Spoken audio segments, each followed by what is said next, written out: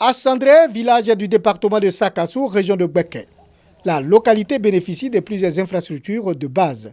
Un château d'eau, une maternité entièrement réhabilitée et 2 nouveaux bâtiments de 6 classes entièrement équipés avec des latrines. Des actions à l'initiative du ministère de la Solidarité et de la Cohésion sociale. Les populations se souviennent de l'édition 2018 de la Journée nationale de la solidarité. Elles tiennent à exprimer leur gratitude au gouvernement. La réhabilitation a été faite, vraiment, on était tous contents. Tout le monde était ce jour-là, là, pour accueillir, pas seulement pour le ministre, mais pour voir ce que l'État a fait pour eux. Merci au gouvernement qui a accepté la même année de réaliser 3 projets dans son village.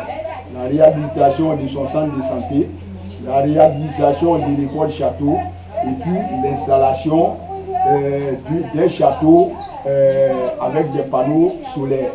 Je demande au gouvernement de mettre tout en œuvre pour que la population puisse bénéficier d'autres panneaux ou bien d'un groupe électrogène pour pouvoir alimenter toute la population en eau potable. À travers ces réalisations, il s'agit pour le ministère de la Solidarité et de la Cohésion sociale d'inscrire dans la conscience collective la solidarité comme valeur sociale. L'édition 2019 est célébrée autour du thème « La solidarité, une valeur citoyenne pour une Côte d'Ivoire paisible ».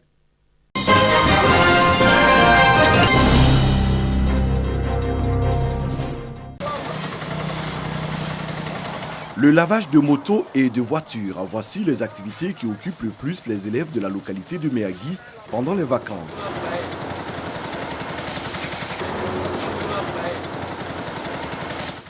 Terra Nova, élève en classe de 4e, officie dans ce lavage en plein centre-ville de Méagui.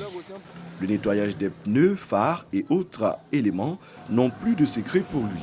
Comme c'est vacances, je viens me débrouiller ici pour avoir un peu quoi. 2 fois, j'achète mon sac dedans et fais mon kaki. J'achète mes fournitures aussi dedans. Son dévouement au travail ne laisse pas la clientèle indifférente. C'est les vacanciers, en tout cas, c'est les jeunes courageux.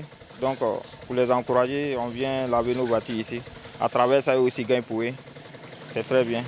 En tout cas, ils font du bon travail. Certains parents encouragent ces efforts des enfants pour aider les parents à préparer la rentrée scolaire. D'autres sont plutôt dubitatifs. Les enfants qui lavent les voitures comme le job de vacances, souvent c'est bon, mais souvent d'autres aussi c'est pas bon. Puisque lorsqu'ils font ça pendant les vacances, s'ils commencent à gagner assez d'argent, automatiquement ils foutent dans l'école. Il faut sensibiliser les enfants aussi, plus sur l'éducation, sur l'école. Parce que souvent, un enfant, à chaque fois qu'il a de l'argent, il commence à changer de comportement.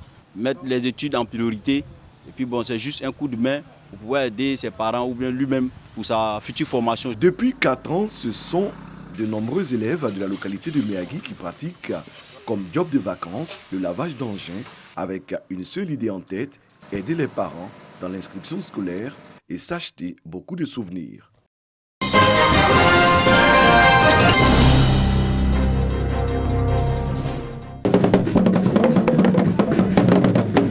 La dernière journée du festival des 3A à Ladjan, à Izi et à Kouri s'est soldée par des parades des chefs traditionnels et des générations, ainsi que des danses traditionnelles. Les objectifs de ce festival, selon les promoteurs, sont de contribuer à la cohésion sociale d'une part et d'autre part, célébrer la beauté féminine. Au début, ça n'a pas été facile à la première édition, mais pour la deuxième édition, je dis vraiment merci à tous ces chefs. Je dis merci aussi aux femmes. On a beaucoup misé sur la femme. L'UNESCO est très contente de s'associer d'une manière générale à la sauvegarde de la tradition, de la culture. Et pourquoi ? Parce que la culture incarne en fait ce que nous sommes. La culture, c'est la grammaire du quotidien. À terme, à en croire les promoteurs, le festival des 3A sera institué comme un rendez-vous annuel de partage des us et coutumes de la région. L'autre fait marquant de cette édition est la remise de prix aux différentes compétitions. Il s'agit notamment des concours de pirogue, de gastronomie, de danse et de beauté à Oulaba.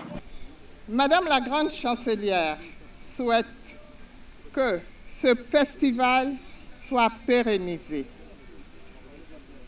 et que plusieurs éditions puissent se poursuivre afin de célébrer l'union, la cohésion, qui ne doivent pas être que des mots vains, que ce soit des mots chargés de sens. La deuxième édition du Festival des 3A a mobilisé plusieurs annonceurs, visiteurs, curieux et des cadres de la région. Rendez-vous est donc pris pour la 3e édition en 2020.